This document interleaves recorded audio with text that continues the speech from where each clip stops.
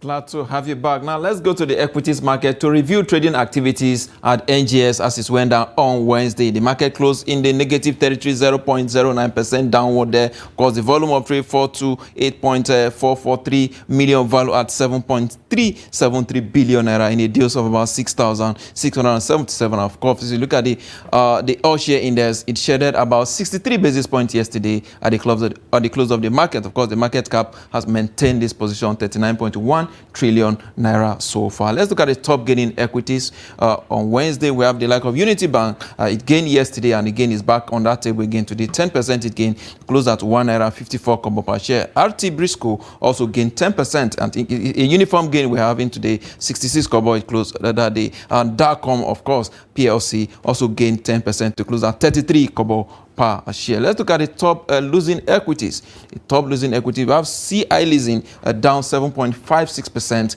to close at 5 naira and 26 kobo. Of course, Prestige Assurance also down 7.55% there to close at 49 kobo per share. And of course, International Brewery also down 5.56% to close downward there as well. 4 naira 25 kobo per share it ended on Wednesday. Let's look at the activities table and see how they perform. Veritas Capital leading the table there, 62.1 million volume of the share of that company's share were traded on Wednesday. Of course, Unity Bank also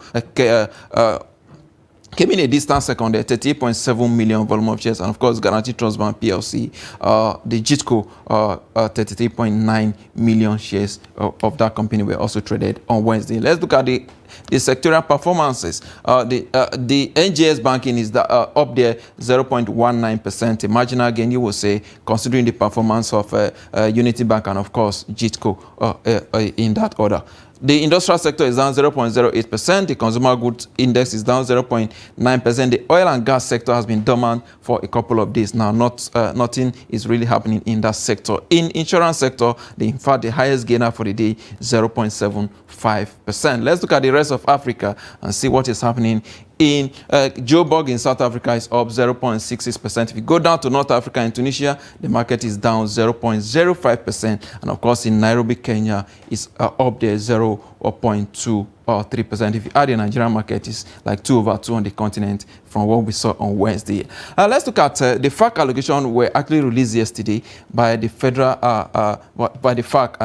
Federal Account Allocation Committee yesterday, and we see that a total of 906.9 billion naira were shared across states, federal, states, and of course local government. If you look at the breakdown, the federal government is taking 323.355 billion naira. The state governments allocated 307.717 billion, and of course the local government councils is taking 225.209 billion naira. If you look at the cost of collection, 53.483 billion, and of course the transfer transfers, interventions, and other reforms, 386.081 billion, and of course the gross statutory revenue collected for that month 660.090 billion naira. Let's also look at the local government allocations that we have had. The top 10 breakdown local government allocation, FAC allocation to local government in 2022.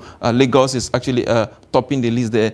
20 local government in Lagos State got 146 billion naira, 1.39 billion naira. In Kano, the 44 local government in Kano and 107.29 billion. If you go to Oyo State, came to 84.51 billion. In Katsina State, the 24 local government there got 81.81 billion. And of course, River State, completing the top 5 there, 80.39 billion naira. Talking about the 23 local government in that state. In Kaduna State, the 23 local government in Kaduna State got 67.69 billion naira. Of course, Akwa Ibom State, the 31 local governments in Akwa Ibom got 66.31 billion naira.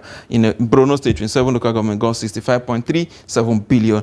In Jigawa got 61.63 billion. And of course, Niger State completing the top 10, 60.68 billion naira. A huge amount of money there, you will say. My guest is already here in the studio, Dorothy Nuhu-Aken'ova. She's an entrepreneur, a politician, of course, a former presidential candidate on the platform of SDP. She joins me right here. Good morning. Good morning. Good to have you. Good morning. All right, let's quickly get your reaction to these figures before we go to our major discussion of today. You see what is being allocated to local government in Nigeria. How much of this money do you think has been invested so far to better the lives of Nigerians? Well, we need to track closely the budgets of the state, the disbursements, and whatever has gone into actual implementation before we can say exactly from the release that has been made what has actually been invested. However, looking at the general picture, we see federal government getting higher allocation than the local government where the people actually are. And it makes me wonder, like, why are we doing top heavy spending rather than investing where people truly are? Because it is there that most of the resources is getting generated, and that is where we have the population living.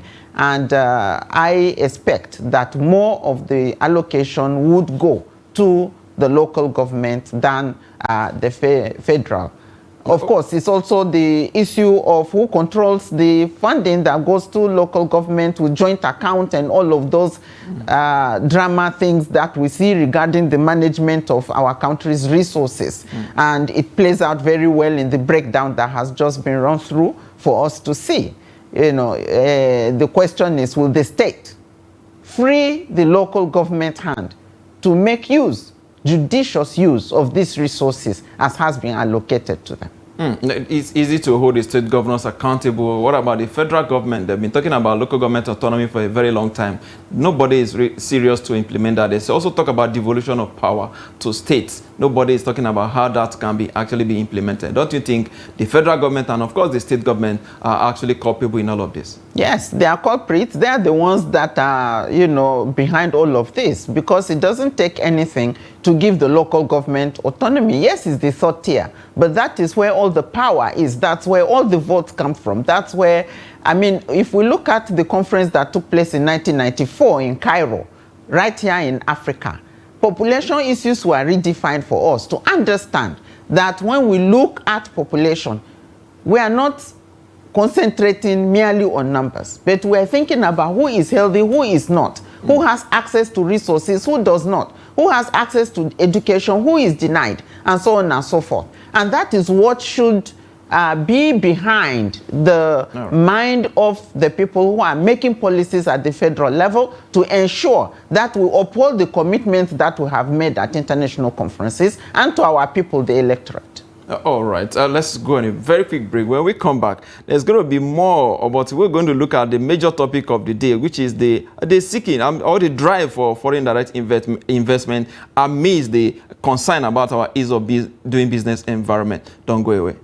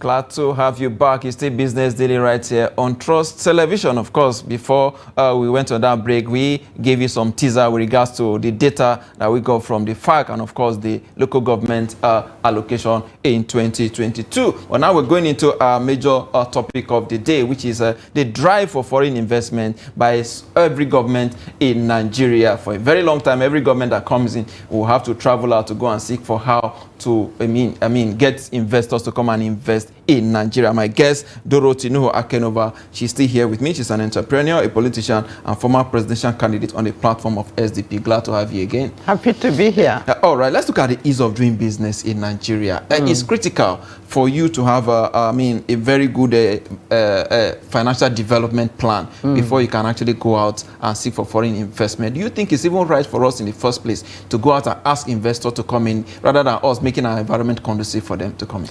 You know, I'm just wondering why you chose the topic ease of doing business, because there is no easy here at all. Absolutely. Anyone who has invested a penny to millions understand how difficult it is to make investments and to do business in this country.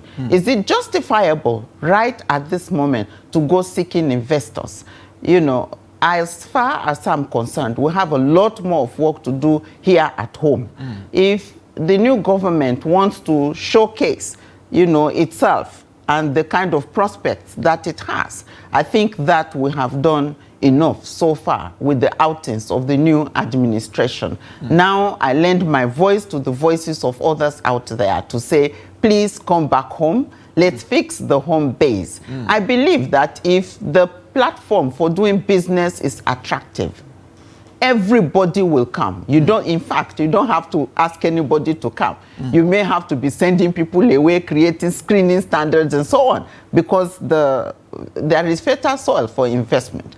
But we need to look inward, first of all. The former government of President Muhammadu Buhari did say that they implemented over 180 reforms with regards to ease of doing business. 180 reforms. But why are all these reforms not visible or not even making any impact on the current business environment in Nigeria? To start with 100 and reforms, what are they? What is the content? Are we educated to understand that this is what the government is doing to reform the business atmosphere? The answer is no, because many people are ignorant of what the government has done to make business attractive in Nigeria. We need to know to start with, because when we know, we will invest, and then other people will come and invest. But when we do things and then we don't educate the population, we don't break it down to the understanding of the people, how do we expect the environment to work for people to come and invest? And 180 reforms is a lot. In 8 years. In fact, if you are doing only 50 and it is well implemented, the impact will be there on ground for us to feel and to see. You won't need to be telling us, oh, we did reforms, because we will be the ones saying, oh, this reform worked for us. So I don't understand what reforms were done in 8 years. As someone who does business, I didn't feel the impact. Looking at the current environment now, things are very, very difficult. It's challenging for a lot of businesses because of the subsidy removal, the exchange rate unification. Quite a whole lot has happened in the last 6 months or thereabout of this government. So what do you think now that this government should do differently? It appears that they are towing the same line with the successive governments in Nigeria. Yeah, things are looking that way. But I believe that to make things different is to start looking back at home. Let's take care of the environment, first of all. What are we doing to make the place safe for investment to take place? The insecurity level is still high.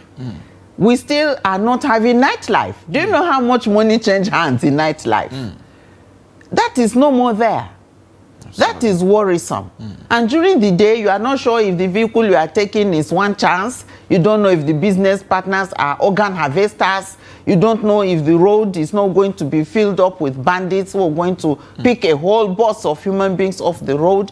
The farmers are not safe on their farms. We're talking about building up on agriculture to add value to what the farmers are producing. But when the farmers are not producing, and every year we are recording lesser and lesser number of farmers and investment in farming in Nigeria, how is this going to work? I believe that we should look inward, honestly, and then get our act together. Let the atmosphere be conducive. And when we, who are the locals, are investing, we will get business partners to come and invest. I'll tell you a little story. I got a 7-hectare land, and the idea was to make a resort wellness facility. And so it would have accommodation and all the sporting things, you know, right at the foot of the hill. Very attractive location. And we started conversation with investors. And then they started bringing up Boko Haram, bandits, you know, and then questioning the location where we want to put the facility. And they said, you know, on the global map, this, you know, region is tagged with as red alert environment for insecurity. No reasonable investor is going to come and put in this much money for you. And I looked at it myself. Would I put that much money in that business, not being sure of what is going to happen? Absolutely. Will they not come and abduct the visitors who are there enjoying and lounging, you know, and playing golf? These are questions. These are germane, and we need to address them before we start looking at government need to address all of these things to make sure that the business environment is conducive. Security is number one. Yes. We've seen some companies leaving Nigeria already. Many of them give some few reasons. Some are saying the exchange rate issue. Yes. I mean, after doing business there, to take back their money, it's a very big issue. So it's another very serious issue. Oh, so yes. How do you think government should tackle all of this going forward? You know, I think that we can make a provision where we have a percentage that investors can repatriate. And then as our business ground gets stronger, we can begin to reduce the percentage of the amount that they can repatriate. All right. But if we start with don't take out anything, or take out only a meager amount, you know, it's not very attractive at this point because they're taking a lot of risk coming in, and the environment, honestly, is very hostile. You are paying taxes in several places. Everybody will come and knock on your door and ask for tax.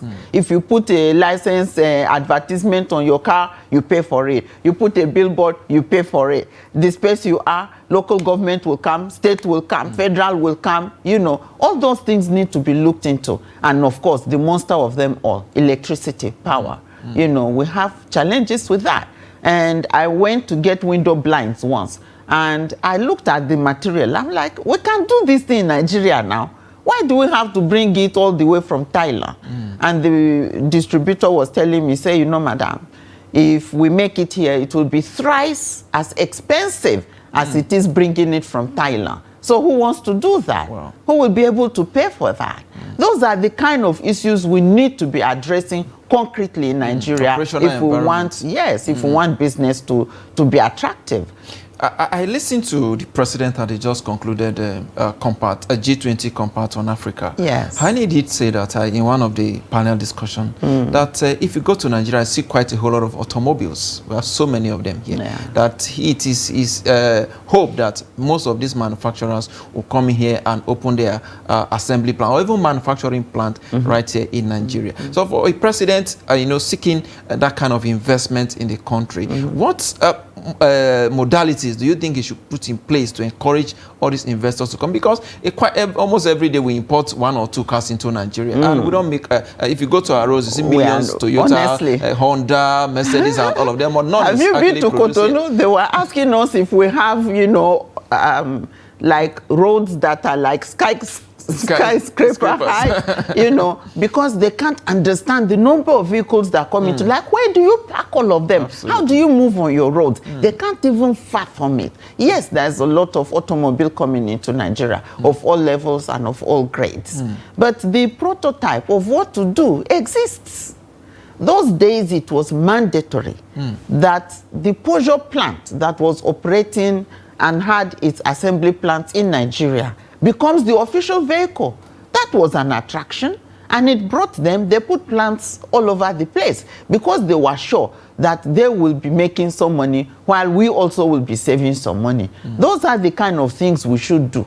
All these expensive vehicles of the senators in, you know, hundreds of millions doesn't make sense if we are taking all that money out of Nigeria. We are crying that subsidy removal is creating excruciating pain in the population. So we should mind how we deal with the sensitivity of the population towards the kind of sacrifices that we are supposed to continue to make. So policies like ensuring that the houses of assembly at the state and at national are using vehicles solely produced by plants that operate assembly or production from the country will go a long way. Absolutely. We also have some local manufacturers in Nigeria. We have, I don't want to mention their names, you know them already. So how can they be encouraged too? Because as it is now, many Nigerians don't even want to patronize the locally made goods. I don't understand our mentality, seriously speaking, because we desire to use products that are locally made. But I've discovered that we don't get to encourage our manufacturers enough. If we have a standard monitoring body to make sure that production meets global standards, we will patronize those goods. It's a question of addressing our mentality to understand that this question of lacing hand in everything is squarely addressed in production. I don't want to be driving the car and one wheel is going off to the right and the silencer is dropping in the middle of the road and the fan belts are not good. No, I want to drive a car that will take me to my destination safely. So the question of standard is high. And for as long as we are compromising standards in other aspects, it will be difficult to convince anyone that this particular standard has been met.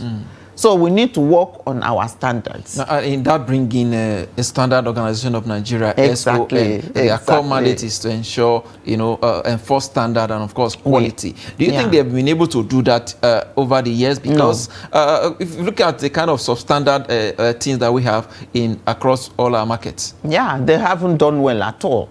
You know, and we know corruption has eaten into everything. You know, NAFDAC will come to check the water plants. But there are people producing water that you look at and you see particles inside. There are people, in fact, every time people go to hospital to check after they run temperature these days, somebody will tell them, oh, you have typhoid. Please stop drinking pure water if you don't want to have typhoid. Why is that the case? It means we are not maintaining and checking our standards well. Look at all the catering facilities all over the place. Who is monitoring them? How do we ensure that, in fact, in other countries, every month, the people who are dealing with biochemistry, microbiology, they go into the restaurants. They take samples everywhere, including the refrigerators, the kitchen tops and all, to ensure that they are not a breeding ground for infection for the population. But what are we doing here? You know, so this standard organization body needs to wake up and do a good job. Our tailors need to give us good finishing. Our builders need to give us good finishing. Buildings are crumbling all the time on top of people. Why is that so? Because we are not maintaining standard.